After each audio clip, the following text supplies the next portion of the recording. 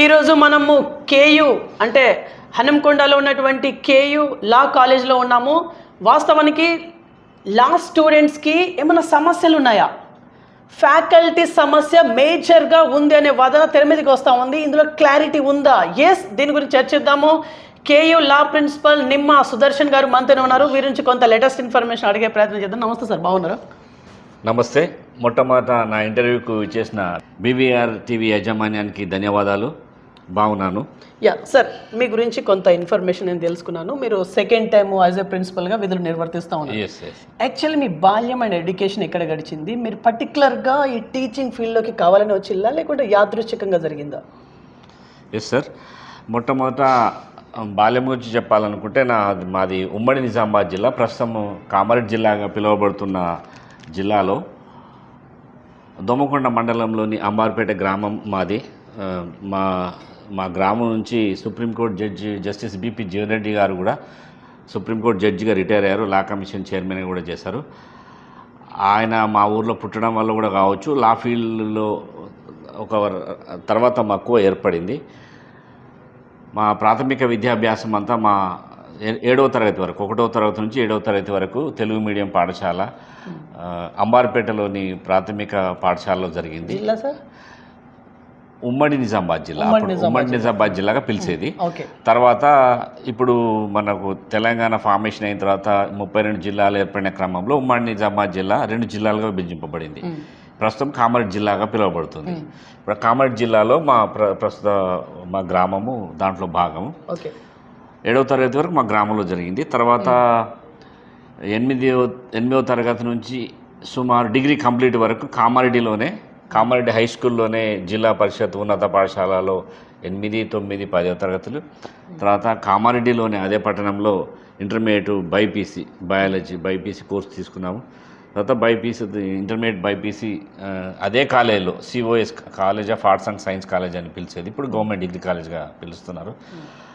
అదే కాలేజ్లో degree BSc BZC 1986 నుంచి 89 వరకు చదవడం జరిగింది. దాని తర్వాత క్రమంలో అందరూ అప్పుడు డిగ్రీ అయిపోయిన వాళ్ళు ఉస్మానియాలో క్యాంపస్లో సీటు కొట్టాలనే ఒక గోల్తో ఉండడం, మా సీనియర్స్ అట్లా సీట్ రావడం వల్ల మాకు అప్పుడు మోటివేషనల్గా అంటే మేము ఆదర్శంగా తీసుకున్న ఒక బాటనీ లెక్చరర్ బి సత్యనారాయణ గారు, ఆయన ఆదర్శంతో మేము ఎంఎస్సీ బాటనీలో సీట్ సంపాదించినాం ఉస్మానియా క్యాంపస్లో కష్టపడి ఓయిలో. దాని తర్వాత ఉస్మానియాకి వెళ్ళేంత వరకు డిగ్రీ కాలేజ్ లెక్చరర్ ప్రభావం ఉండింది. ఆయన మాకు బాగా క్లోజ్గా ఉండి మోటివేషనల్ స్పీచ్ ఇవ్వడం వల్ల ఆయనలాగా జనరల్గా ఎవరైనా చిన్నప్పుడు మ్యాథ్స్ చెప్తే మ్యాథ్స్ టీచర్ అభిమానించడం జరుగుతుంది. డిగ్రీలో ఆయనతో మమ్మల్ని బొటానికల్ టూర్ తీసుకెళ్ళడం మన నార్త్ ఇండియాకి, అక్కడ ఆయన ఇన్ఫ్లుయెన్స్తో మేము బాటనీ లెక్చర్గా ఆదర్శంగా తీసుకుని ఆయన ఎంఎస్సీ బాటనీ క్యాంపస్లో సీటు కొట్టినాము. బాటనీ చదువుతున్న క్రమంలో ఏమైందంటే, బాటనీ చదువుతున్న క్రమంలో ఉస్మానియా అంటే ఒక రకమైన డైనమిక్ వాతావరణం. అక్కడికి వచ్చిన విద్యార్థులు పీజీలు పూర్తి చేయడం కాకుండా పీజీలతో పాటు అదనంగా మన పబ్లిక్ సర్వీస్ కమిషన్స్కు రకరకాల కాంపిటేటివ్ ఎగ్జామ్స్కు ప్రిపేర్ అయ్యే వాతావరణం ఉంటుంది. సో మేము ఎంఎస్సీ చేరేంత వరకు ఎంఎస్సీ చేయాలని, ఎంఎస్సీ చేరిన తర్వాత కొంతమంది బీఈడ్ చేస్తూ వెళ్ళిపోయినారు మా ఫ్రెండ్స్. కానీ ఎందుకో నాకు కాంపిటేటివ్ ఎగ్జామ్స్ లైబ్రరీలో సెంట్రల్ లైబ్రరీ ఉండేది, అక్కడ అందరు చదువుతూ ఉంటే వీళ్ళు దేనికి చదువుతున్నారని దాంతో మక్కువతో నేను కాంపిటేటివ్ ఎగ్జామ్స్ ప్రిపేర్ కావడం జరిగింది. ఆ క్రమంలో ఎల్ఎల్బి రాయడం జరిగింది. ఎల్ఎల్బి జనరల్గా ఉస్మానియాలో ఎల్ఎల్బి అంటే లా చేయాలని కాకుండా కాంపిటేటివ్ ఎగ్జామ్స్ రాసేటప్పుడు మనకు అక్కడ బయట ఇబ్బంది పడకుండా బయట రూముల్లో కిరాయికుండా ఇబ్బంది కాబట్టి అక్కడ క్యాంపస్లో ఉండి మనము అక్కడ కాంపిటేటివ్ ఎగ్జామ్స్ ప్రిపేర్ కావచ్చు అనే ఉద్దేశంతో క్యాంపస్లో సీటు రావడం జరిగింది.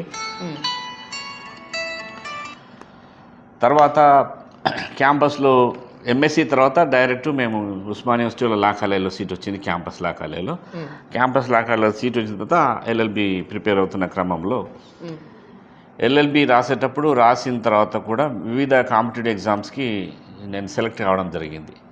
దాంట్లో ఆల్ ఇండియా రేడియోలో అనౌన్సర్గా సెలెక్ట్ అయినాను. తర్వాత మన ఆర్టీసీలో ఉమ్మడి ఏపీఎస్ ఆర్టీసీలో ట్రాఫిక్ అప్రెంటిస్ 2 అది ఇంటర్వ్యూ చేసినాను, కానీ రిక్రూట్మెంటే రద్దయింది. అది దాంట్లో ఆ రిక్రూట్మెంట్ రద్దు కావడం వల్ల ఆ పోస్టు అదే మనం టికెట్ ఇన్స్పెక్టర్ అది వస్తే వెళ్ళే వాళ్ళం కావచ్చు. రిక్రూట్మెంట్ రద్దయింది. తర్వాత అప్పుడు ఫారెస్ట్ ఇంకోటి విచిత్రం ఏంటంటే నేను ఎంఎస్సి బ్యాక్గ్రౌండ్తో ఫారెస్ట్ రేంజ్ ఆఫీసర్స్ రాస్తే forest range officers return test pass అయినాను, పర్సనాలిటీ టెస్ట్ అంటే ఇంటర్వ్యూ అయింది. ఇంటర్వ్యూ తర్వాత వీళ్ళు ఫిజికల్ టెస్ట్ అని ఉంటుంది.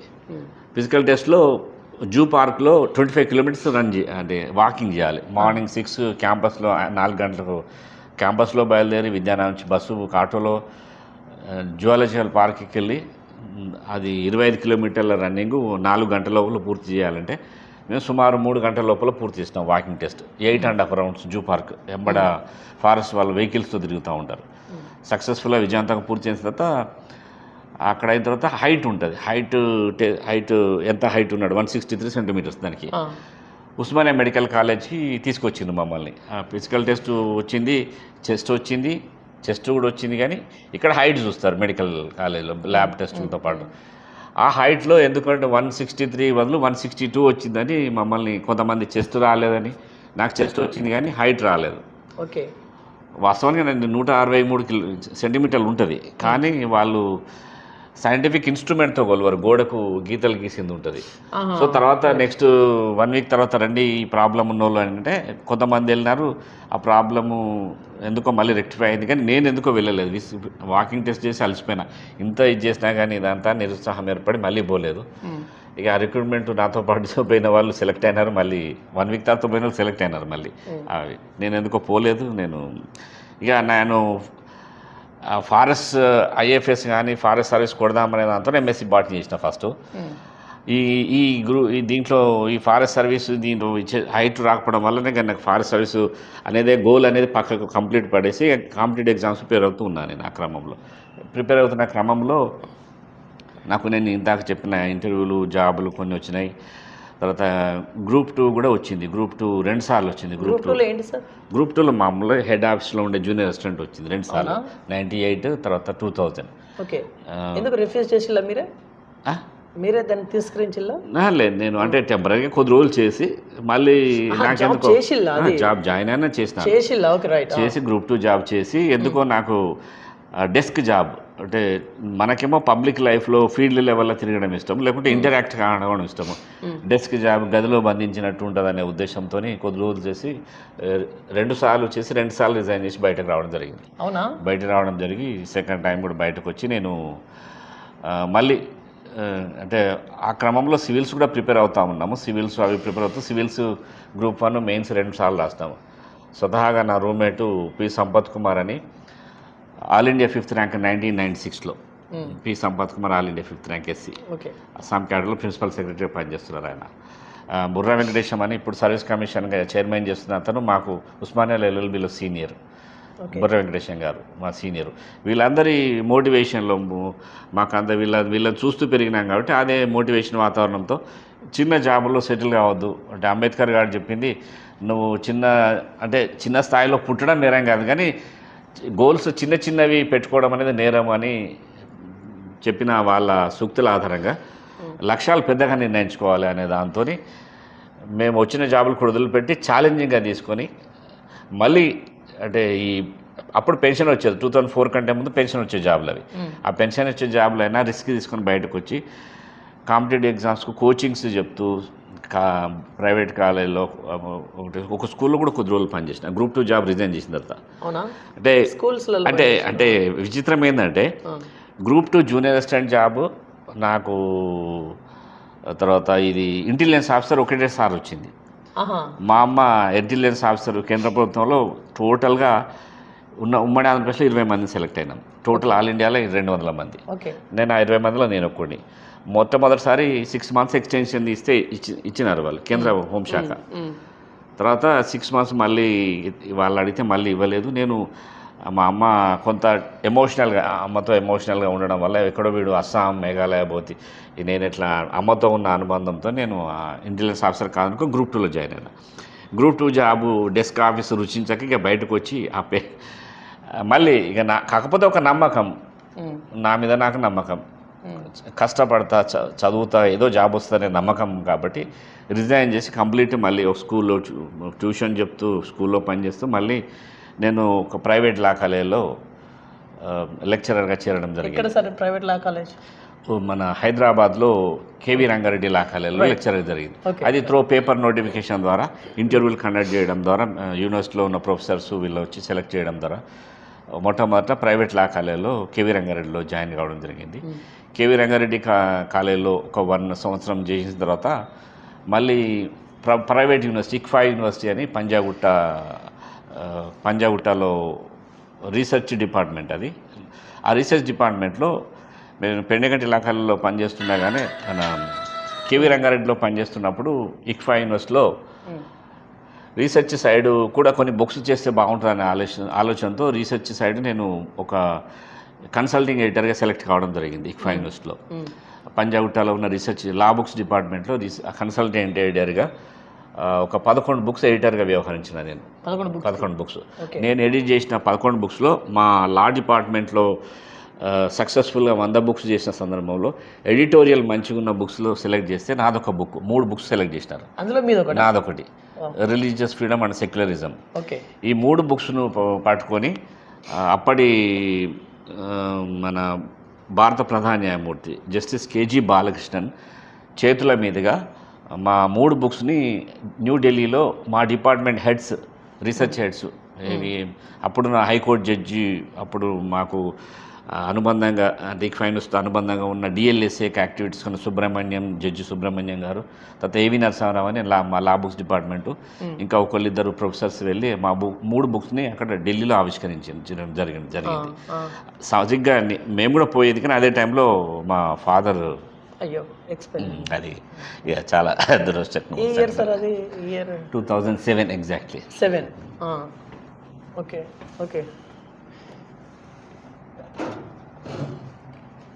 అయ్యో సార్, ఎమోషనల్ అవ్వకూడదు సార్. సార్ అది ఎవరికైనా జరగాల్సిందే సార్, మనం కూడా ఉన్నాం సార్. ఎమోషనల్ అవ్వకూడదు యాక్చువల్లీ. సార్ వాటర్ తాగుతారా సార్? పర్లేదు. తర్వాత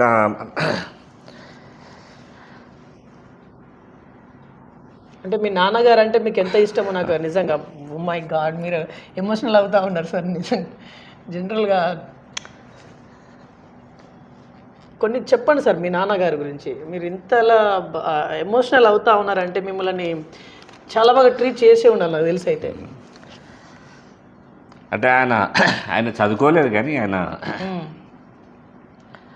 ఆయన ఒకటి చెప్పేది ఏంటంటే, జనరల్గా మనము అంటే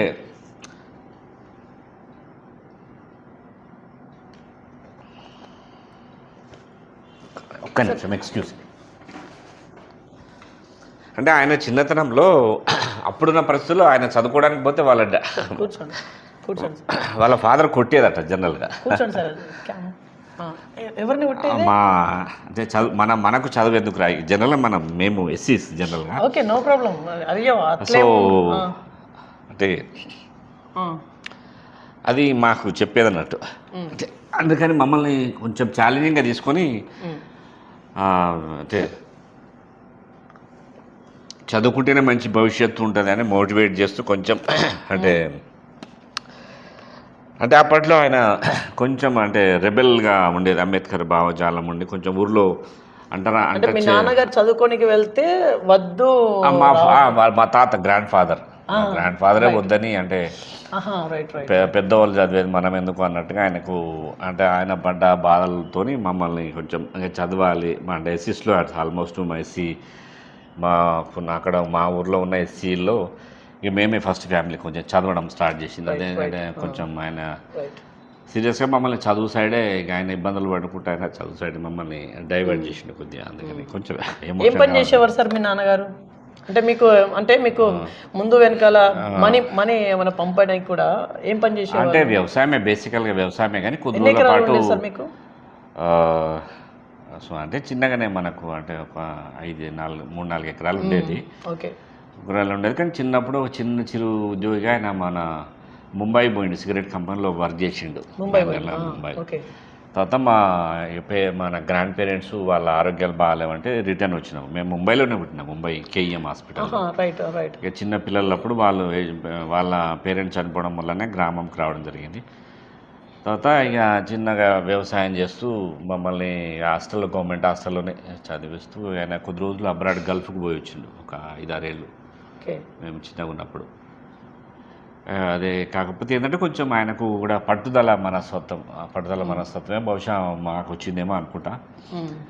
ఎంతమంది సార్ మీరు? మేము ఇద్దరము బ్రదర్స్, ఒక చెల్లె మ్యారీడ్ హౌస్ వైఫ్, మా బ్రదరు అన్న టీచర్గా పనిచేస్తున్నాడు. ఓకే. లా కాలేజా?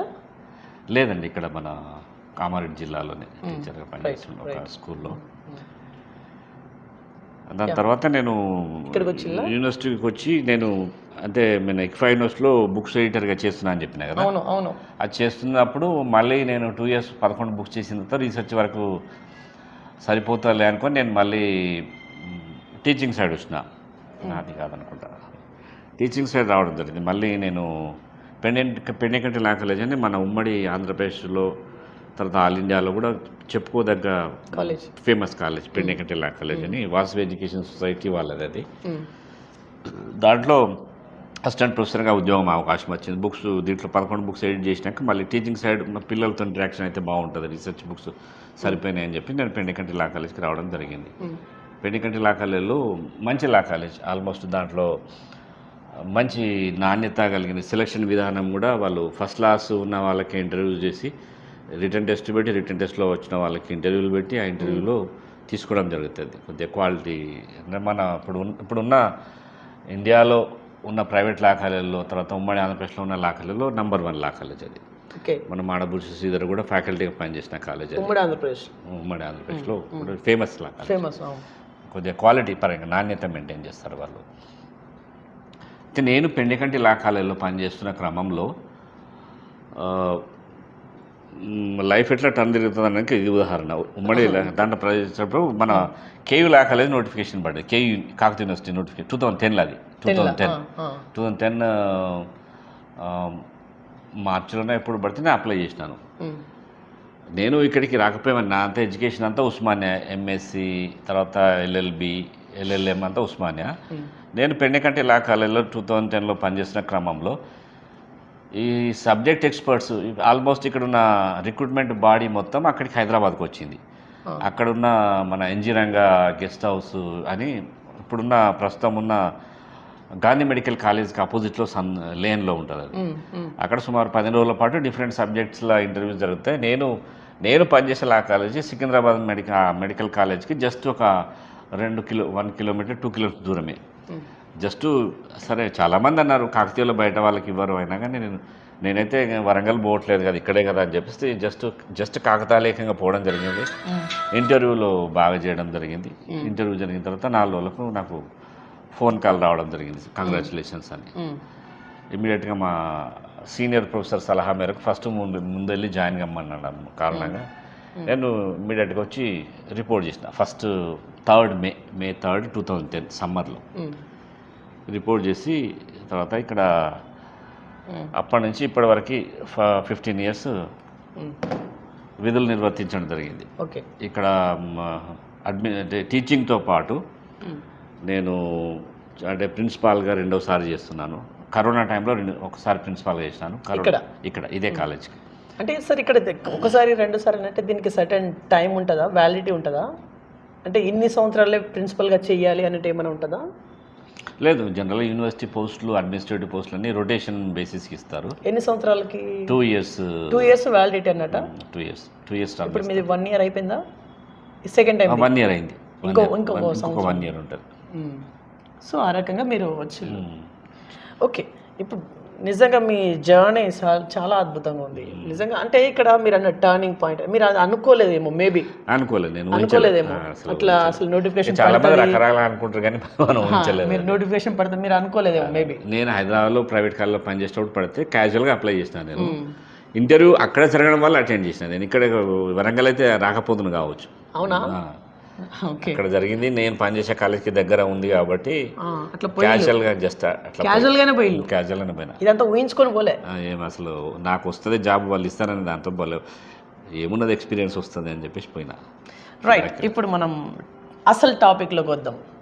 ప్రిన్సిపల్గా ఉన్నారు మీరు 2 సార్లు, 2వసారి మీరు యాజ్ ఏ ప్రిన్సిపల్గా చార్జ్ తీసుకున్నారు. సార్, సమస్యలు లా స్టూడెంట్స్ ఎదుర్కొంటున్నటువంటి సమస్యలు, మేజర్ సమస్యలు ఏంటి? లా స్టూడెంట్స్ ఎదుర్కొన్న మేజర్ సమస్యలు ఏంటంటే జనరల్గా మనకు లాలో చాలామంది 3 years కోర్సు 5 years కోర్సు రెండు ఉన్నాయి. 3 years కోర్సులో ఎక్కువ మంది తెలుగు మీడియం బ్యాక్గ్రౌండ్ నుంచి వస్తారు. అంటే 5 years కోర్సులో కూడా వచ్చిన 3 years కోర్సులో కూడా తెలుగు మీడియం బ్యాక్గ్రౌండ్ నుంచి వచ్చి వాళ్ళు గ్రామీణ నేపథ్యం కారణంగా తెలుగు మీడియంలో చదువుతున్న కారణంగా లా ఇంగ్లీష్లో ఉంటుంది, ఇంగ్లీష్లో చదివి రాయాలి కాబట్టి ఒక రకమైన ఆత్మన్యూనత భావం ఉంటుంది వీళ్ళకు. ఉండే ఒక ఇన్ఫీరియారిటీ కాంప్లెక్స్ ఉండి కొంతమంది దాన్ని ఇంగ్లీష్ని ఏదో చాలా బూచిగా భయపడుతూ దాన్ని సైకలాజికల్, అది మానసికంగా భయపడమే. తెలుగులో ఉండదా సార్? తెలుగులో ఉండదు, ఇంగ్లీష్లోనే చదవాలి, ఇంగ్లీష్లో రాయాలి. Okay, right. అయితే నేను ఇది గమనించిన, నేను చైర్పర్సన్ బోర్డ్ ఆఫ్ స్టడీస్గా 2 సార్లు 3వ సారి పనిచేస్తాను. ఇప్పుడు చైర్పర్సన్ బోర్డ్ ఆఫ్ స్టడీస్ కూడా చేస్తున్నాను నేను. ఎగ్జామ్ సంబంధించి అంటే question paper setting, papers chairperson board of స్టడీస్కి చైర్పర్సన్. దీంట్లో మెంబర్స్ వేరే యూనివర్సిటీలో ప్రొఫెసర్స్ ఉంటారు. ఇప్పుడు ఉన్నత విద్యామండలిలో పనిచేస్తున్న బాలకృష్ణ రెడ్డి కూడా మనకి మొన్నటి వరకు మన మెంబరే. నేను చైర్మన్, సార్ మెంబరు. ఇంతకుముందు మెంబర్ దాంట్లో బోర్డ్ ఆఫ్ స్టడీస్లో మనం ఇంటర్నల్ ప్రొఫెసర్స్ ఉంటే బయట ప్రొఫెసర్స్ ఉంటారు. సో నేను ఈ తెలుగు బేసికల్గా మనకు 3 years కోర్సులో LLB చదువుతున్న విద్యార్థులు గ్రామీణ నేపథ్యం నుంచి వచ్చి ఇంగ్లీష్లో చదివి ఇంగ్లీష్లో ఎగ్జామ్స్ రాయడం అనేది ఇబ్బందిగా భావించి కొంత ఆత్మన్యూనత భావంతో కొంత ఫెయిల్ అయ్యే విధంగా కూడా జరుగుతుంది. అంటే మనకి ఇంగ్లీష్ రాదు కాబట్టి అనే ఒక భయము వాళ్ళని వెంటాడుతుంటుంది. ఇది గమనించి నేను సుమారు 9-10 ఏళ్ళు గమనించి చాలామంది నా దగ్గరికి ప్రైవేట్గా వచ్చి కాదు సార్ మమ్మల్ని ఫెయిల్ అయినాము, రివాల్యుయేషన్ ఇట్లా పాస్ కావాలి సార్, కొంచెం సలహా చెప్పండి సార్, లేకుంటే ఇట్లా అని చాలామంది కలవడం జరిగింది. నేను అదే నేపథ్యం నుంచి చింత చెట్ల కింద చెప్పేది మాకు చదువు తెలుగు మీడియంలో. అప్పుడు కింద మేము బాలానందం అది వినిపించి తెలుగు మీడియంలో ఆ నేపథ్యం చూసి నాకు తెలుసు తెలుగు మీడియం ఇబ్బందులు. సో కాకపోతే ఆ తెలుగు మీడియం అనేది సమస్య కాదు అనేది నేను నా జీవితంలో రుజువు చేసుకున్నా. నేను బీఈడి కూడా రాసిన, బీఈడి కూడా క్యాంపస్లో చేసిన, డిస్కంటిన్యూ చేసిన. బీఈడిలో 25 మార్కులు ఇంగ్లీష్కి ఉంటే 20 మార్కులు జీకేకి ఉంటుంది, 50 మార్కులు సబ్జెక్ట్ ఉంటుంది బయాలజీ. నేను క్యాంపస్లో మంచి సీటు కొట్టిన 83 ర్యాంక్తో. అయితే నాకు 25 మార్కులకి నాకు ఇంగ్లీష్ కాంపోనెంట్లో 25 మార్కులకి 23 వచ్చినాయి. అంటే మా ఎంఎస్సీలో ఇంగ్లీష్ మీడియం వాళ్ళు చాలామంది ఉన్నారు, అమ్మాయిలు కూడా. నాకే హైయెస్ట్ వచ్చినాయి. ఆ కాన్ఫిడెన్స్తో నేను కొద్దిగా కాన్ఫిడెన్స్ ఎక్కువనే ఉండేది, ఏదైనా చేయొచ్చు మనం ఏమైనా. అయితే ఎందుకు చెప్తున్నా అంటే తెలుగు మీడియం అన్న కారణంగా మనకు ఎక్కువ మాట్లాడకపోవడం వల్ల మనము కొంత ఆత్మీయత భావం వాస్తవమే నీకు, కానీ గ్రామర్ పరంగా చూసినా సబ్జెక్ట్ వర్డ్స్ మీనింగ్ పరంగా మనకు తెలుస్తుంది. కానీ మనం కమ్యూనికేట్ డే టు డే మాట్లాడడం కాబట్టి అది ప్రాబ్లం అవుతుంది. మాట్లాడితే ప్రాబ్లమే కాదు అది. ఇది గమనించి నేను చేసినట్టే మొట్టమొదటి ప్రిన్సిపాల్ కాకముందే 2019లో పిల్లలకు ఒకసారి హామీ ఇచ్చిన కూడా. అయితే ఒక తెలుగు మీడియంలో కొన్ని లా పుస్తకాలు రావడం జరిగింది బయట.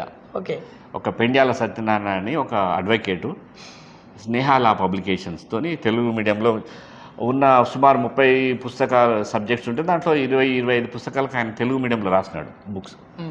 నేను కూడా చదివిన బుక్స్ చదివి ఇంగ్లీష్లో ప్రజెంట్ చేసేది. నేను నా నేపథ్యాన్ని దృష్టిలో పెట్టుకొని వాళ్ళకు ఒకసారి మాట ఇచ్చిన, మనం ఎప్పుడు తెలుగు మీడియంలో తగ్గొద్దు, ఆత్మన్యూనత భావంతో ఉండదు, సెల్ఫ్ కాన్ఫిడెన్స్ ఉండాలి, వీళ్ళకు దండాలు పెట్టాల్సిన పని లేదు, భయపడాల్సిన పని లేదు అని చెప్పేసి నేను ఇచ్చిన మాట మేరకు నేను అప్పుడు ఏ అడ్మినిస్ట్రేటివ్ పోస్ట్లో లేను, కానీ చైర్పర్సన్ బోర్డ్ ఆఫ్ స్టడీస్గా ఉన్నాను. ఫస్ట్ టైం ప్రిన్సిపల్ కాకముందే నేను తెలుగు మీడియం బుక్స్ 4-5 రకాల 5 సెట్లు తెప్పించిన నేను హైదరాబాద్ నుంచి. మన సీనియర్ స్టూడెంట్స్తో ఫైనల్ ఇయర్ వాళ్ళతో తెప్పించిన 2019లో. తెప్పించి నేను మాతృభాషలో న్యాయశాస్త్ర అవగాహన అనే ప్రోగ్రామ్ టైటిల్ పెట్టి మన హైకోర్టు రిటైర్డ్ జడ్జి చంద్రకుమార్ని పిలిచి December 10th, 2019 మానవ హక్కుల దినోత్సవం, అంతర్జాతీయ మానవ హక్కుల దినోత్సవం అది పురస్కరించుకొని జస్టిస్ చంద్రకుమార్ని పిలిపించి నేను వాస్తవానికి తెలుగు మీడియం లైబ్రరీ పిల్లలు ఉండే రూమ్లోనే వాళ్ళ దగ్గరే చిన్న తెలుగు మీడియం లైబ్రరీ అనే కాన్సెప్ట్స్తో మొదలుపెట్టినాను నేను. అది ఆ రోజు మన చంద్రకుమార్ సార్ని పిలిచి మన ఇప్పుడు జిల్లా కోర్టుకి ఎదురుగా ఉన్న జడిపి హాల్ని అద్దెకి తీసుకొని అద్దె చెల్లించి అన్నీ ఓన్గా అంటే ఒక కమిట్మెంట్, తెలుగు మీడియం పిల్లలు లాంగ్వేజ్ అనే దాంతో సఫర్ కావద్దు. ఇప్పుడు అఫీషియల్గా మనం తెలుగు మీడియం గైడ్లు తెప్పియలేము ఇక్కడ అఫీషియల్ లైబ్రరీకి. కాబట్టి అన్అఫీషియల్ నేను ప్రిన్సిపాల్ కూడా కాదు, అప్పుడు ఫస్ట్ టైం ప్రిన్సిపల్ కూడా కాదు నేను తెప్పిద్దామన్నా. కాబట్టి నేను ప్రిన్సిపల్ కాకముందు అసిస్టెంట్ ప్రొఫెసర్గా ఉన్నప్పుడే నేను అది నాకు లైఫ్లో ఒక తృప్తినిచ్చింది, నేను ఇచ్చిన మాట మేరకు. అంటే నేను సక్సెస్ అయినా, నేను తెలుగు మీడియంలో స్నేహాల బుక్స్ చదివి మనకు లాలో అర్థం కాదంటే ఏముండదు, అర్థమవుతుంది. కానీ అది మాతృభాషలో అయితే సులభంగా అర్థమవుతుంది. అది నేను బెనిఫిట్ అయినా దాన్ని. అట్లా బుక్స్ తెప్పించి పిల్లలకు జడ్పీ హాల్లో ప్రోగ్రామ్ పెట్టి చాలామంది బార్ మెంబర్స్ కూడా, బార్ అసోసియేషన్ ప్రెసిడెంట్, చైర్మన్ కూడా చాలామంది వచ్చారు. దుస్సా జనంద్ వాళ్ళు చాలామంది వచ్చారు. హైకోర్టు జడ్జి గారు రావడం వల్ల ఆ ప్రోగ్రామ్ని మానవ హక్కుల దినోత్సవాన్ని పురస్కరించుకొని మనం మాతృభాషలో న్యాయశాస్త్ర అవగాహన అనే ప్రోగ్రామ్ని పెట్టి నేను స్వయంగా నా సొంత ఖర్చులతో పిల్లల కోసమే ఆ కార్యక్రమం నిర్వహించడం జరిగింది. 2019 డిసెంబర్ 10th రోజు. ఇప్పుడు ఇంగ్లీష్ అయినా సార్, సమస్య అంటే ఇంగ్లీష్ ఒకటేనా? అంటే భాషా సమస్య ఒకటి ఎదుర్కొంటారు ఈ సబ్జెక్ట్ పరంగా. ఇంకా తర్వాత ఇక్కడ 3 years కోర్సులకి హాస్టల్ అకామిడేషన్ ఉంది, కానీ 5 years కోర్సు పిల్లలకి హాస్టల్ వసతి లేదు ఇక్కడ. అయితే ఈ క్యాంపస్లో ఇస్తున్నారు. నేను ప్రిన్సిపల్ అయిన తర్వాత నుంచి మన క్యాంపస్ హాస్టల్లో 3rd year నుంచి 5 years కోర్సులో 3వ సంవత్సరం నుంచి ఇస్తున్నారు. అమ్మాయిలకు మొదటి నుంచి కూడా ఇస్తున్నారు. అంటే అసలు ఎక్కువ మేజర్ సమస్య ఏంటంటే అందరి స్టూడెంట్స్కి ఫస్ట్ ఇయర్ సెకండ్ ఇయర్స్కి కొత్తగా గ్రామీణ నేపథ్యం నుంచి వచ్చి అప్పుడే ఇంటర్మీడియట్ పాస్ అయిన పిల్లలకు వసతి అవసరం, అది ఇవ్వలేకపోతున్నాం. సీనియర్స్కి ఇస్తున్నాం, అది అంటే అకామిడేషన్ సరిపడా లేదు, ఇవ్వలేకపోతున్నాం. అదొక సమస్య. అయితే ఇప్పుడు మన కొత్తగా వచ్చిన గౌరవ వైస్ ఛాన్సలర్ గారు, కొత్త ప్రభుత్వం కొంత యూనివర్సిటీ విద్యా వ్యవస్థను కొంత సపోర్ట్ చేసే దిశగా, ప్రక్షాళన దిశగా ముందుకు పోతుంది. నిధుల విడుదలతో ఈ సమస్య కూడా సాల్వ్ అయ్యే అవకాశం ఉన్నది. ఆ దిశగా గౌరవ వైస్ ఛాన్సలర్ ప్రతాప్ రెడ్డి గారు ప్రయత్నం చేస్తున్నారు. ఓకే సార్, ఇప్పుడు ఓవరాల్గా ఇప్పుడు మనం స్టూడెంట్స్ గురించి మాట్లాడుకున్నాం కదా. ఓవరాల్గా ఇప్పుడు కేయూ లా కాలేజ్, ఈ కాలేజ్ ప్రాంగణం మొత్తం మీద సమస్యలు ఏమైనా ఉన్నాయా? కాలేజ్ ప్రాంగణం, బిల్డింగ్ కావచ్చు, వాట్ ఎవర్. అంటే ఇది సహజంగా పురాతనమైన, అంటే కాలేజీ మరి కట్టడం వల్లనో ఏందో కొంత ఓల్డ్గా చాలా పాతబడిపోయింది. కొంత అప్పుడెప్పుడు కట్టిలా సార్ ఇది? చాలా సుమారు 75s అనుకుంటా నేను. 90s అనుకుంటా. 90s కట్టారు. కానీ పాతబడింది. కన్స్ట్రక్షన్లో లోపం కావచ్చు, లేకుంటే చాలా రోజులు కాకపోయినా నాణ్యత పరంగా సరిగ్గా లేకనే. అప్పటిది సిమెంట్ కానీ ప్రతిదీ చాలా బ్రాండ్గా ఉంటాయి కదా. సిమెంట్ ఉన్నా కానీ నిర్మించే వాళ్ళు, కాంట్రాక్టర్స్ దాన్ని నిర్మించే వాళ్ళు కొంత జరిగిందని అనుకుంటున్నాను. ఎందుకంటే అందులో భాగంగానే మాకు ఇప్పుడు మూటుకోటాలని పైన ఉండేది ఫస్ట్ ఫ్లోర్లో, అది కొంత పెచ్చులుగా ఊడిపోయి ఇప్పుడు మూటుకోటాలు కంప్లీట్ పనికి రాకుండా పోయింది. పనికి రాకుండా పోయింది. దాన్ని నేను ప్రిన్సిపాల్ రాకముందు ఇంతకుముందు ఉన్న ప్రిన్సిపాల్ గారే దాన్ని ఉస్మానియా బిల్డింగ్ డివిజన్, మన కాకతీయ యూనివర్సిటీలోని బిల్డింగ్ డివిజన్ వాళ్ళు చూస్తారు. దాన్ని ఎక్స్పర్ట్స్ వచ్చి, నిపుణులు అంటే సాయిల్ టెస్ట్ అదంతా చేసి ఇది పనికిరాదు అని నిర్ధారణ చేసినారు. అయితే ఇంకొక మూట్ కోర్ట్ కోసం నేను ఉన్నతాధికారులకి, మన యూనివర్సిటీ హైయర్ అథారిటీస్కి రిప్రజెంటేషన్ ఇచ్చిన మూట్ కోర్ట్కి. మా ఇప్పుడున్న లైబ్రరీ బిల్డింగ్ పైన వేయడానికి ప్రయత్నాలు జరుగుతున్నాయి. సో మూట్ కోర్ట్ ప్రాబ్లం కొంచెం సమస్య ఉంది. ఇప్పుడు సెమినార్ హాల్ లేదు, మూట్ కోర్ట్ హాల్ లేదు. మూట్ కోర్ట్ హాల్ని టెంపరీగా ఒక గదిలో నిర్వర్తిస్తుంది అన్నమాట, పర్వాలేదు. కానీ పర్మనెంట్ స్ట్రక్చర్ లేదు దానికి. ఇప్పటిదాకా మనం సమస్యల మీద మాట్లాడినాం. మీరు 2 సార్లు ప్రిన్సిపల్గా ఇక్కడ విధులు ఒకసారి అయిపోయింది, 2వసారి నిర్వర్తిస్తూ ఉన్నారు. సార్, సూటిగా మీరు యాజ్ ఏ ప్రిన్సిపల్గా ఉంటూనే మీ హయాంలో ఏం డెవలప్మెంట్ జరిగింది? అసలు ఏమైనా డెవలప్మెంట్ చేసిల్లా మీరు? అంటే మనకు ఇక్కడ లా కాలేజీ ఇంత అంటే మంచి ప్రామినెంట్ ప్లేస్ ఇది. చెప్పాలంటే ఒక స్ట్రాటజిక్ లొకేషన్లో ఉంది. కానీ అసలు లా కాలేజీ అంటే చిరునామా వెతుక్కోవడము, అంటే కొత్త వాళ్ళకి వెతుక్కోవడము చాలా ఇబ్బందిగా ఉండేది. లా కాలేజీ అంటే అసలు చాలా అతి కష్టంగా వెతుక్కోవాల్సిన పరిస్థితి. అందుకు ఒక ప్రధాన కారణం ఏంటంటే 15 ఏళ్ల క్రితము ఇప్పుడు పోలీస్ స్టేషన్కి ఎదురుగా మెయిన్ గేట్ ఉండేది. ఇప్పటికీ యూనివర్సిటీ వెబ్సైట్లో యూనివర్సిటీకి సుబేదార్ పోలీస్ స్టేషన్కి ఉన్న గేటు ఉండేది. ఎందుకో అనివార్య కారణాల వల్ల 2010లో కొందరు ఆలోచన మేరకు, అప్పుడున్న ఫ్యాకల్టీ అడ్మినిస్ట్రేటర్స్ ఆలోచన మేరకు ఈ గేట్ మూసేసి ఇటు సైడ్ గేట్ ఓపెన్ చేసేస్తారు. దానివల్ల ఏంటంటే ఇటన్నీ పెద్ద చెట్లు పెరిగి ఒక స్థితిలో, ఒక పరిస్థితిలో పెద్ద చెట్లు అట్లా ఉండి ఒక అసాంఘిక కార్యక్రమాలు కూడా జరిగే పరిస్థితిలాగా ఉన్నట్టు అనిపించింది నాకు. జరిగాయా? జరగలేదు, కానీ జరిగే అవకాశం ఉండేది అన్నట్టు అనిపించింది. జరిగాయంటే చుట్టూ కాంపౌండ్ వాళ్ళు లేదా? కాంపౌండ్ వాళ్ళు ఉన్నా సగం కూడా పగలగొట్టినట్టు కొంత మేము కొందరు త్రాగుబోతులు ఎగ్జిట్ ఎంట్రీ ఉండే పరిస్థితులు ఉన్నాయి. ఓకే, అంటే వాళ్ళు వచ్చి పోయి ఉన్న పరిస్థితులు ఉండే. దాన్ని గమనించే నేను ప్రిన్సిపాల్ అయిన తర్వాత ఇక్కడ ఉన్న ఆ గుబురు చెట్లనన్నింటినీ, తర్వాత మన కరెంటు తీగల పైన పడే చెట్లనన్నింటినీ కొంచెం ఫారెస్ట్ డిపార్ట్మెంట్ వాళ్ళ అనుమతితో, యూనివర్సిటీ వాళ్ళ అధికారుల ఆధ్వర్యంలో ఉన్న ఈ ప్లాంటేషన్ వింగ్ వాళ్ళు, బిల్డింగ్ డివిజన్ వాళ్ళ అనుమతితోని కొన్ని ఈ కరెంటు స్తంభాల లైన్లకు అడ్డం వస్తున్న చెట్లను కానీ, ఈ గుబురుగా పెరిగి ఈ యాంటీ సోషల్ యాక్టివిటీస్కి స్కోప్ ఇస్తున్న చెట్లను తీసేయించడం జరిగింది. సో వెనక సైడ్ దీన్ని మెయిన్ గేట్ చేయదలుచుకున్నాం, ఎందుకంటే సుబేదారి పోలీసుని ఎదురుగా ఉంటుంది. ఇంకొక ప్రధాన కారణం ఏంటంటే పోయిన సంవత్సరము 5 ఇయర్స్కి చెందిన వాళ్ళు కొంతమంది పిల్లల ర్యాగింగ్ యాక్టివిటీలో ఇన్వాల్వ్ అయినారు. వాళ్ళ మీద పోలీస్ కేసులు కూడా ఎఫ్ఐఆర్ కూడా ర్యాగింగ్ ఉంటుందా? లేదు, కానీ ఇద్దరు ముగ్గురు అబ్బాయిల మధ్య గొడవలు జరిగినాయి. అది గొడవలు జరిగి ఒక అతను సూసైడ్ కూడా అటెంప్ట్ చేసుకున్నాడు, సీరియస్గా హాస్పిటలైజ్ అయినాడు 20 రోజులు. ఎఫ్ఐఆర్ కూడా కోవిడ్ కాదు, ఎగ్జాక్ట్లీ 2024 జూలైలో. అందుకనే ఆ క్రమంలోనే ఈ గుబురుగా ఉన్నాయి తీసేసి పోలీసుల నిఘా ఉంటుంది ఇటు సైడ్ సుబేదారి. నేను సేమ్ పాత గేట్ని పునరుద్ధరించిన ప్రక్రియ స్టార్ట్ చేసినాం.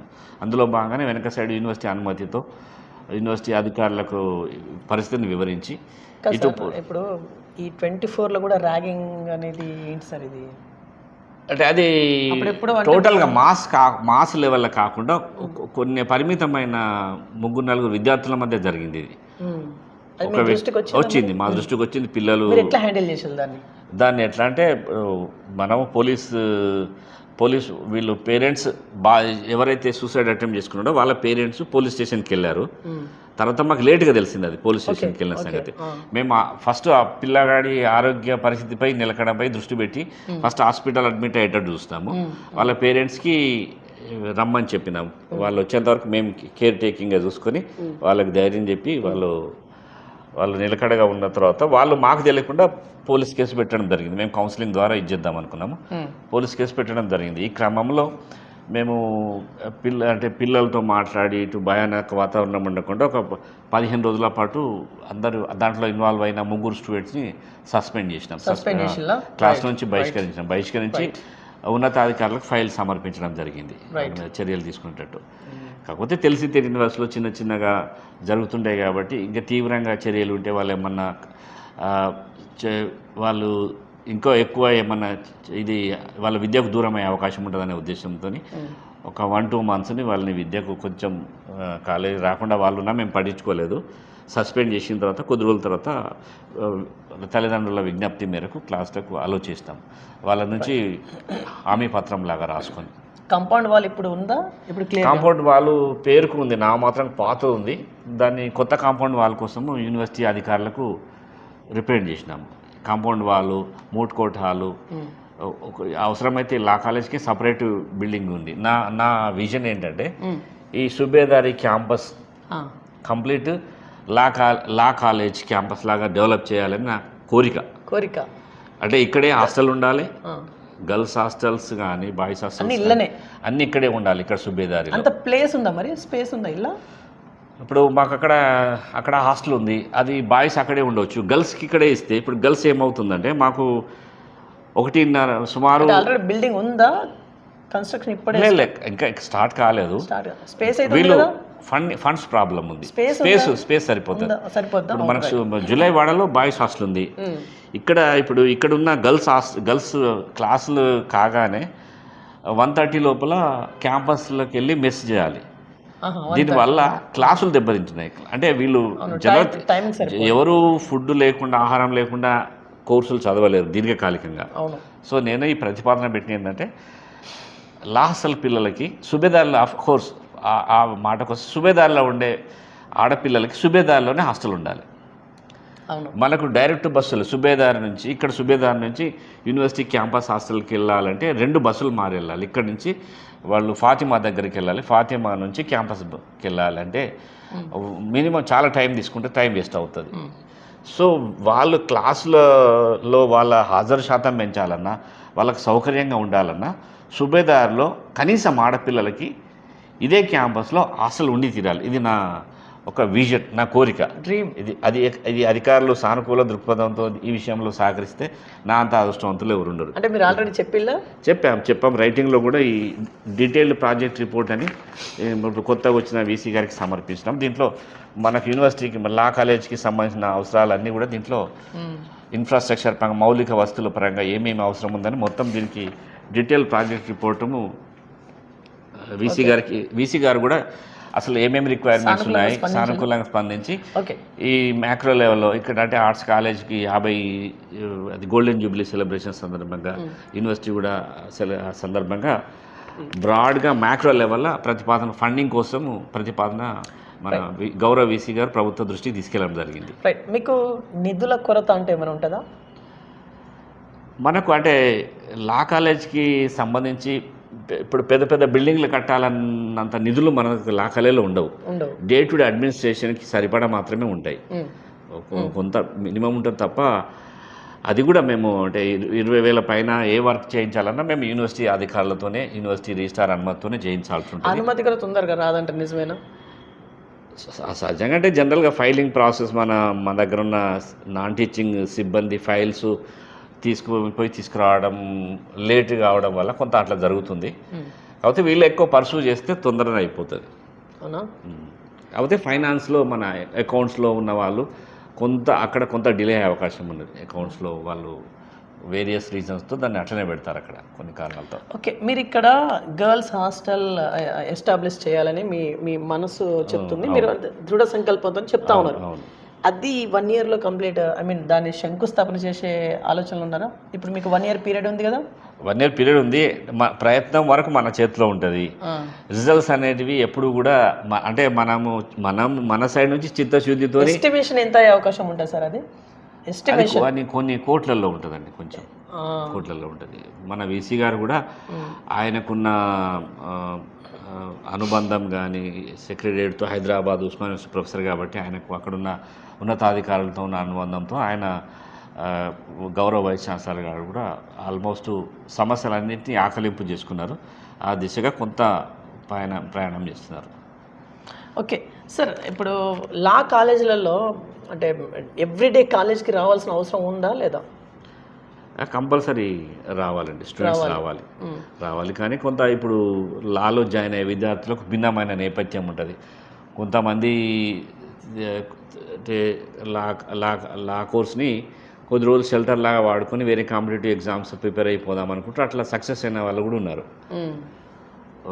ఎస్ఐలు ఉన్నారు, తర్వాత డిగ్రీ కాలేజ్ లెక్చరర్స్గా కానీ అసిస్టెంట్ పబ్లిక్ ప్రాసిక్యూటర్స్కి సెలెక్ట్ అయిన వాళ్ళు, జడ్జెస్. మా గర్వంగా ప్రకటించేది ఏంటంటే మాకు ప్రతి జడ్జెస్ నోటిఫికేషన్ వచ్చినప్పుడల్లా ఆల్మోస్ట్ మా స్టూడెంట్స్ కనీసం 4, 5 సెలెక్ట్ అవుతారు మా దగ్గర స్టూడెంట్స్ జడ్జెస్గా. ఇప్పుడు రీసెంట్గానే మొన్న ముగ్గురు సెలెక్ట్ అయినారు ఈ కాలేజ్ నుంచి. ఇప్పుడు మొన్న రీసెంట్గా ప్రతి నోటిఫికేషన్లో 1.5 yearకి ఒకసారి పడుతుంటుంది. మన ఏపీలో కూడా సెలెక్ట్ అవుతున్నారు మన స్టూడెంట్స్. సార్, ఇప్పుడు మీ హోల్ సర్వీస్ మొత్తం మీద మీకు సాటిస్ఫాక్షన్ కలిగినటువంటి యాక్టివిటీ ఇక్కడే కావచ్చు, ఇంకెక్కడైనా కావచ్చు, ఏదైనా ఒకటి ఉందా బాగా మీకు సంతోషాన్ని కలగజేసినటువంటి ఒక యాక్టివిటీ? అంటే బేసికల్గా నేను తెలుగు మీడియంలో పుస్తకాలు తెచ్చి పిల్లలకి ఇవ్వడము, వాళ్ళు చదువుకొని చాలామంది సార్ బాగున్నాయి సార్, ఇట్లా బుక్స్ తేవడం వల్ల మాకు తెలియదు సార్ అని చెప్పి వాళ్ళు అనడము. కొంత మేము దీనివల్ల కాన్ఫిడెన్స్ పెరిగిందని చాలామంది వాళ్ళు వ్యక్తిగతంగా తీసుకుని పోయినారు. లైబ్రరీ సంగతి దేవుడు ఎరుగు, వాళ్ళు they have taken their books తీసుకుపోయినారు. ఇంకా మీరు జూనియర్స్ కన్నా చెప్పండి ఇట్లా కొనుక్కోమని, చదవండి సబ్జెక్టులు ముందుకు పోండి అంటే దానిలో థ్యాంక్ యూ సార్ అని చెప్పినారు. తర్వాత నేను ఎప్పుడు కూడా కొంచెం కోపడతా కానీ మోటివేషనల్ స్పీచ్ ఇస్తాను, మోటివేట్ చేస్తాను. ఎప్పుడు కూడా కాన్ఫిడెంట్గా ఉండాలి మనం చేసే పని, మనం చేసే పనిలో కాన్ఫిడెన్స్ ఉండాలి. ఏం లేదు, 10th వరకు ఇంటర్మీడియట్ వరకు సీరియస్గా చదువుతాం 10th వరకు. డిగ్రీకి వచ్చేవరకు చదవం. డిగ్రీ అంటే లాకి వచ్చేసరికి ఇంకే హైయర్ ఎడ్యుకేషన్. ఆ ఇంటర్మీడియట్ ఎస్ఎస్సిలో పేరెంట్స్ భయంతో ఏదైతే చదువుతామో ఆ భయమే వాళ్ళ భయం కోసం అప్పుడు చదువుతాం. ఇప్పుడు మనం సెల్ఫ్ మోటివేషన్తో చదవాలి. అప్పుడేమో వేరే వాళ్ళ భయం కోసం చదువుతాం. ఇప్పుడు సెల్ఫ్ మోటివేషన్తో చదవాలి. ఆ సీరియస్నెస్ ఉంటే ఏదో జాబ్ వస్తుంది మీకు అని చెప్తాను. అది వాస్తవం కూడా. నేను మొన్న కూడా పిల్లల స్పీచ్లో చెప్పినాను, ఇక్కడ కాంపిటీటర్స్ ఉంటారు కానీ కాంపిటీషన్ ఉండదు.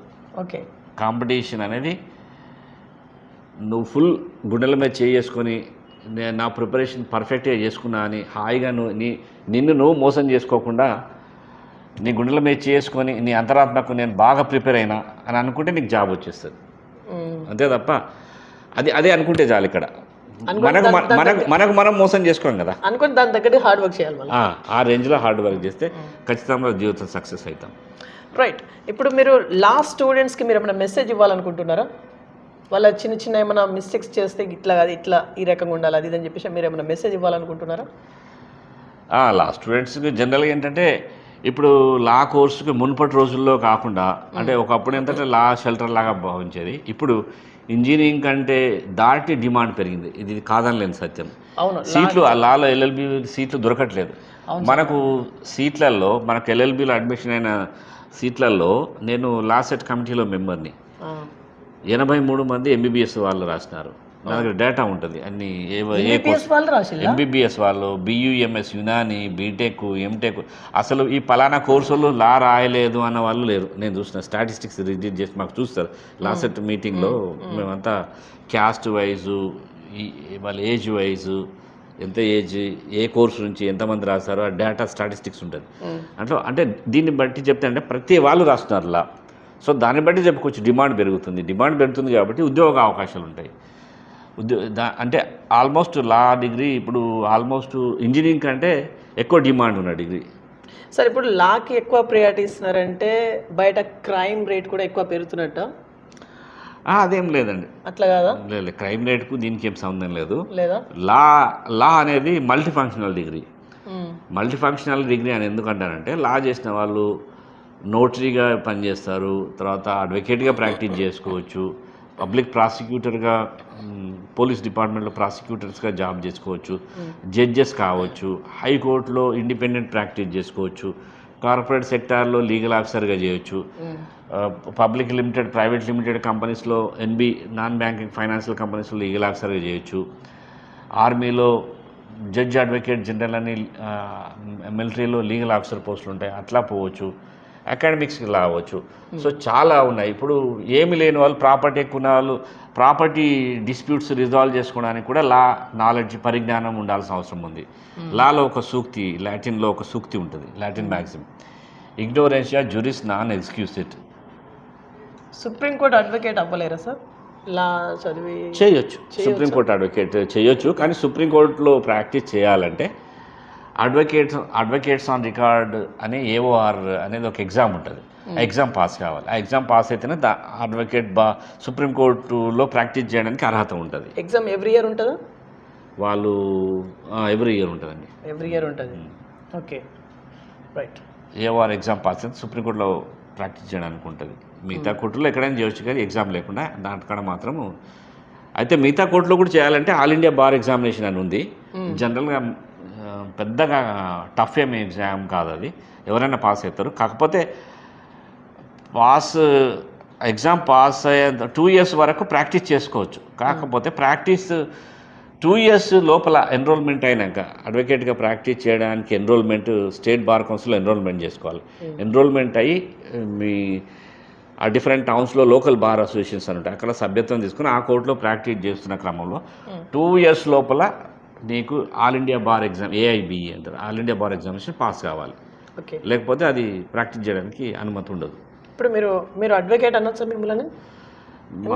లా చేసిన కదా, ప్రాక్టీస్ ఏమైనా చేస్తా ఉన్నారా? ప్రాక్టీస్ చేయడం ఉండదు. అంటే మనం ఫుల్ టైం ఒక జాబ్ చేసే ప్రతి వ్యక్తి మనకు అడ్వకేట్స్ యాక్ట్ రూల్స్ ప్రకారము వేరే అంటే ఆఫీస్ ఆఫ్ ప్రాఫిట్ ఉండొద్దు, వేరేది బిజినెస్ ఉండొద్దు, బిజినెస్ కానీ జాబ్ కానీ ఉండొద్దు. రూల్ అది ప్రతి అడ్వకేట్కి ఉండొద్దు. ఏ అడ్వకేట్ కైనా. Okay okay. సో ఇక్కడ నేను కొన్ని అవార్డ్స్ చూస్తూ ఉన్నాను, అవన్నీ మీకు అవార్డ్స్ మీకే వచ్చాయా? నాకు వచ్చినవి అన్నీ ఇంట్లో ఉన్నాయండి, నాకు వచ్చిన అవార్డ్స్ అన్నీ ఇక్కడ సార్, మీకు చాలా అవార్డ్స్ వచ్చాయి కదా, అవునవును. అందులో మీకు పేరు ప్రఖ్యాతను తీసుకొచ్చినటువంటి అవార్డు ఒకటి చెప్పండి. ఎందులో వచ్చింది, ఎందుకు వచ్చింది, ఎప్పుడు వచ్చింది? ఆల్మోస్ట్ చాలా అవార్డ్స్ బెస్ట్ రీసెర్చర్గా వచ్చినాయి, బెస్ట్ అకాడమిషియన్గా, ఉత్తమ ప్రిన్సిపాల్గా వచ్చినాయి. ఉత్తమ ప్రిన్సిపల్ ఈ కాలేజ్ కన్నా ఉత్తమ ప్రిన్సిపాల్ కూడా అవార్డ్స్ వచ్చినాయి. ఈ కాలేజ్ ఈ కాలేజ్ అంటే ఉత్తమ ప్రిన్సిపాల్ అంటే ఇక్కడే కదా పనిచేసింది, ఉత్తమ ప్రిన్సిపాల్ కూడా అవార్డు వచ్చింది. అంటే నేను ప్రాక్టికల్గా పిల్లలకి ఏమి ప్రాబ్లమ్స్ ఉన్నాయో అవి గమనిస్తాను నేను, ఆ గమనించి ఆ దిశగా నా పరిధిలో ఏది అవుతుందో అది చేస్తాను నేను. తెలుగు మీడియం చదువుకోవడం అది బేసిక్ ఫండమెంటల్ సబ్జెక్టు. ఒక లా సబ్జెక్ట్ చదువుతున్నప్పుడు సబ్జెక్టు పరిజ్ఞానమే జ్ఞాన సముపార్జన ముఖ్యం కాబట్టి దాంట్లో ఎట్లయితే మీరు సక్సెస్ అవుతారని ఆ పాయింట్ గమనించి మేము తెలుగు మీడియం బుక్స్ గురించి ఒక కాంపోనెంట్ ఏంటంటే సైకలాజికల్ సమస్య, ఒకటేమో సబ్జెక్టు ఇంగ్లీష్ మీడియంలో తెలుగు మీడియంలో వచ్చి రావడం వల్ల ఆ రకమైన సమస్య. అంటే సైకలాజికల్ సమస్య ఎందుకంటామంటే మనము ఒకటేమో ఏ వ్యక్తి అయినా జీవితంలో సక్సెస్ కావాలంటే సైకలాజికల్గా స్ట్రాంగ్ ఉండాలి, నేను అది బలంగా నమ్ముతా. ఓకే, మానసికంగా నేను చేస్తా అనేది మనసులో ఉంటే దృఢ సంకల్పం అది ఉంటే జీవితంలో సక్సెస్ అవుతారు. ఇంకా నేను విద్యార్థులకు అదే చెప్తాను, మా విద్యార్థులకి అంటే అది మైండ్లో ఫిక్స్ అయితే మీరు 10 గంటల 12 గంటల చదువుతాం అనేది ముఖ్యం కాదు. ఆ చదివిన 2 గంటలో 3 గంటలో ఫుల్ కాన్ఫిడెంట్గా నేను ఆ జాబ్ జడ్జి అయి తీరుతా, పబ్లిక్ ప్రాసిక్యూటర్ అయి తీరుతా అనే కాన్ఫిడెంట్తో చదవండి, మీరు అయి తీరుతారు, డౌట్ లేదని చెప్పి చెప్తా ఉంటాం మా విద్యార్థులకి. నమ్మకం ప్రధానం, ఆ నమ్మకమే నడిపిస్తుంది మనల్ని. జడ్జి అవ్వాలంటే ఎల్ఎల్బి తర్వాత ఎగ్జామా సార్? ఎల్ఎల్బి తర్వాత ఎల్ఎల్బి పాస్ అయినాక ఇమ్మీడియట్గా ఉండేది. దురదృష్టవశాత్తు ఈ మధ్య ఒక ఉన్నత న్యాయస్థానం ఇచ్చిన తీర్పు మేరకు ఎల్ఎల్బి తర్వాత 3 సంవత్సరాల ప్రాక్టీస్ అనుభవం ఉండి తీరాలనే నిబంధన వచ్చింది. ఇప్పుడు మన రీసెంట్గా ఒక 2 months back 3 years court practice ఉండి తీరాలనే నిబంధన ఈ మధ్య కాలంలో వచ్చింది ఒక ఉన్నత న్యాయస్థానం తీర్పు మేరకు. అంతకుముందు ఎల్ఎల్బి పట్టా ఉంటే సరిపోయేది. ఓకే, 1.5 yearకి పడుతుంది. ఎవ్రీ 1.5 year ఫ్రీక్వెన్సీతో ఇక్కడ మీరు ట్రై నేను వేరే సివిల్స్ సైడు ట్రై చేసినాము. నేను జ్యుడిషియల్ సైడు ఈ జడ్జెస్ పోస్టులో అప్పీర్ అవుదాం అనుకునేసరికి నాకు ఏజ్ దాటిపోయింది, 35 years అయిపోయింది అప్పటికి. ఓకే, దాన్ని 35 వరకేనా? 35 వరకే ఉండాలి ఏజ్, దాటిపోయింది. నేను ఆ అవకాశము రాయలేకపోయినా, మిస్ అయిన దాన్ని. ఓకే ఓకే సార్, ఇప్పుడు మనం ఇప్పటిదాకా స్టూడెంట్ సమస్యలు, కాలేజ్ సమస్యలు, వాతావరణం ఇవి మనం డిస్కస్ చేసుకున్నాం. మేజర్గా ఫ్యాకల్టీ సమస్యలు, ఫ్యాకల్టీ అనేది లేదు. కేయూ అంటే లా కాలేజీలలో ఫ్యాకల్టీ సమస్య బాగా ఉంది, స్టూడెంట్స్ ఇబ్బందులు పడుతూ ఉన్నారు అనేది ఒక వాదన. దీన్ని యాక్సెప్ట్ చేయవచ్చా? అంటే ఇప్పుడు లాకాల్లో ఉన్న మీరు చెప్పిన సమస్య వాస్తవమే, కానీ ఇది కేవలం కాకతీయ యూనివర్సిటీ లాకాలలో ఉన్న సమస్య మాత్రమే కాదు, ఇది టోటల్గా తెలంగాణలో, ఆంధ్రప్రదేశ్లో, యావత్ భారతదేశంలో ఉన్న సమస్య ఇది. ఓన్లీ గవర్నమెంట్ ఇప్పుడున్న ప్రస్తుత ప్రభుత్వాలు ఉన్నత విద్యను నిర్లక్ష్యం చేస్తున్నాయి. మన తెలంగాణలో కూడా 2010లో 13లో మన కేయూలో 2013లో రిక్రూట్మెంట్ అయిందంటే ఇప్పటివరకు కాలేదు.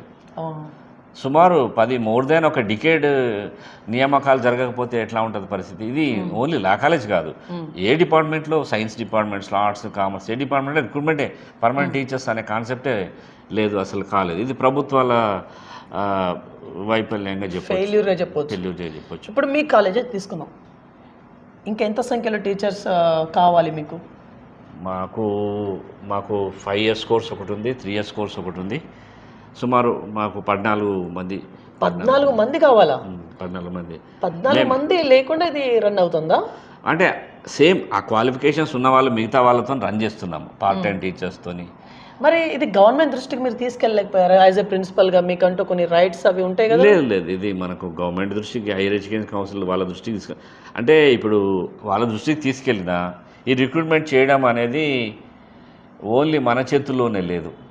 మన ప్రభుత్వము, రాష్ట్ర ప్రభుత్వము అన్ని డిపార్ట్మెంట్లో ఏకకాలంలో వీసీ గారి దృష్టికి అందరి దృష్టిలో ఉంది.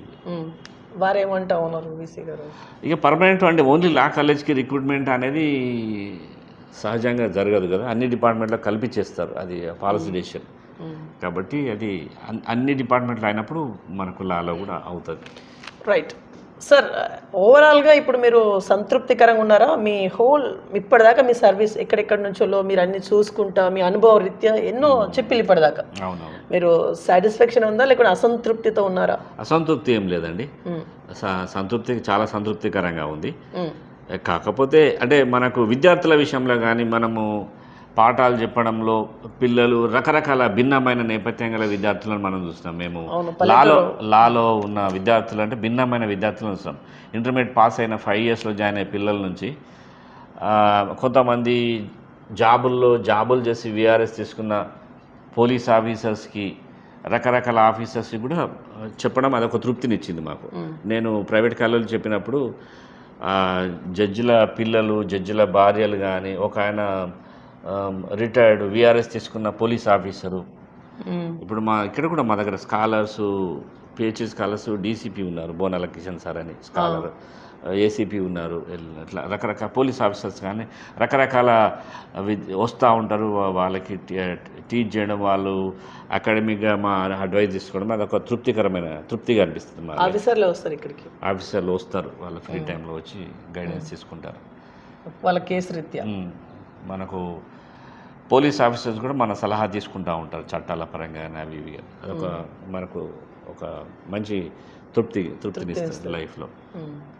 రైట్, ఓవరాల్గా ఇప్పుడు ఏం చెప్పి ముగించాలనుకుంటారు? మీరు ఎవరికైనా ఏమైనా మెసేజ్ ఇవ్వాలనుకుంటున్నారా? ఫైనల్లీ ఇంటర్వ్యూ ముగించే ముందు అసలు మీరు ఏం చెప్పి ముగించాలనుకుంటారు? న్యాయ విద్యని యూనివర్సిటీ అంటే ఇప్పుడున్న యూనివర్సిటీలు ఒక ట్రెడిషనల్గా సాంప్రదాయబద్ధంగా చూస్తున్నాయి. ఇప్పుడు న్యాయ విద్య అనే కాదు, న్యాయ విద్య లాతో పాటు ఫార్మసీ కౌన్సిల్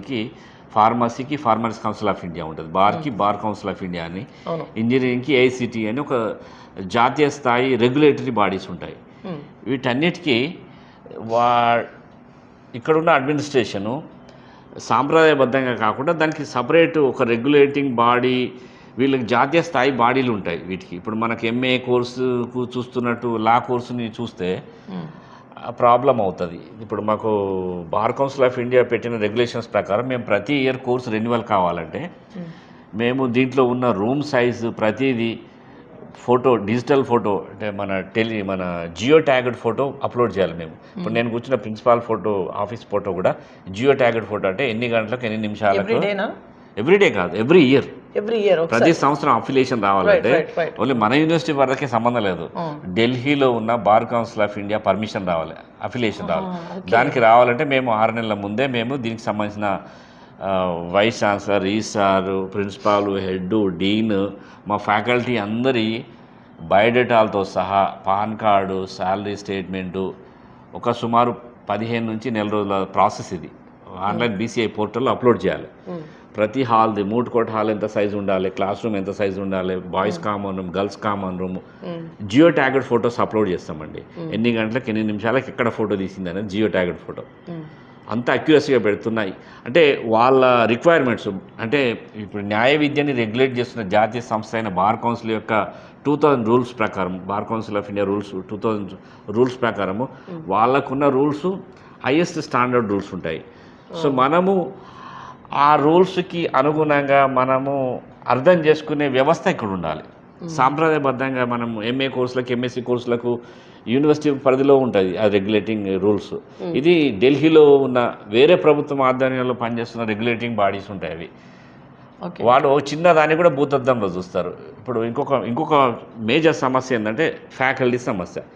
ఈ ఫ్యాకల్టీ సమస్యలో వాళ్ళు రెగ్యులర్ టీచర్స్ కావాలంటారు. ఒక యూనివర్సిటీ కాలేజీ రెగ్యులర్ టీచర్స్ని అపాయింట్ చేయడం అనేది ప్రభుత్వ విధాన నిర్ణయంపై ఆధారపడి ఉంటుంది.